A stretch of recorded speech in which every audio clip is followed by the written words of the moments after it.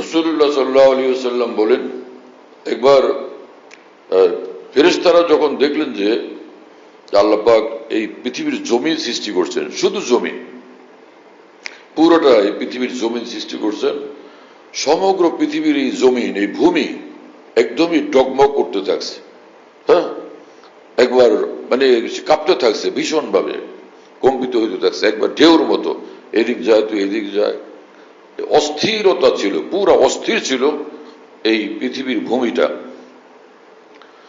তো আল্লাহ পাক খালাকা আলাইহাল জিবাল, আল্লাহ পাক সমগ্র পৃথিবীর জমিনের উপরে জায়গায় জায়গায় পাহাড় আর পাহাড় সৃষ্টি করে দিয়েছেন।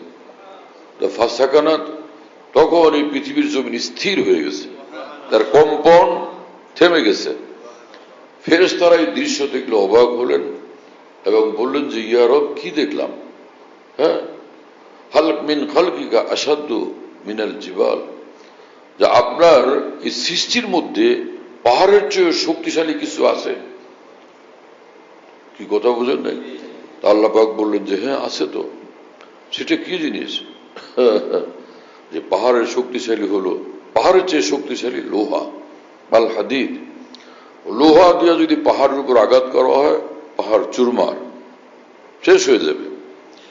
ফেরেশতারা ভীষণ অবাক হলেন যে আল্লাহু আকবার, এই পাহাড় একটু শক্তিশালী, বিশাল পৃথিবীর ভূমির কম্পন মুহূর্তে খতম করে দিল, তার চেয়ে শক্তিশালী লোহা। ফেরেশতারা বলেন হাল মিন খালকিকা শাইউন আসাদ্দু মিনাল হাদিদ, যে আপনার সৃষ্টির মধ্যে লোহার চেয়েও শক্তিশালী কিছু আছে? তো আল্লাহ পাক বললেন যে হ্যাঁ আছে। সেটা কি? বলে সেটা আন্নার, আগুন। লোহাতে আগুন লাগাই দিলে লোহা গলে যায়, লোহা শেষ। ফেরেশতারা তো এইসব কথা নতুন শুনতেছেন, আগে কিছু জানা ছিল না।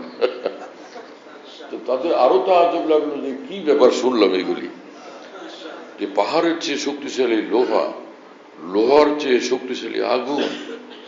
তো বললেন যে হাল মিনকা খালকিকা শাইউন আসাদ্দু মিনান নার, আগুনের চেয়েও শক্তিশালী কিছু আছে আপনার সৃষ্টির মধ্যে? বলে হ্যাঁ সেটা তো আছে। সেটা কি?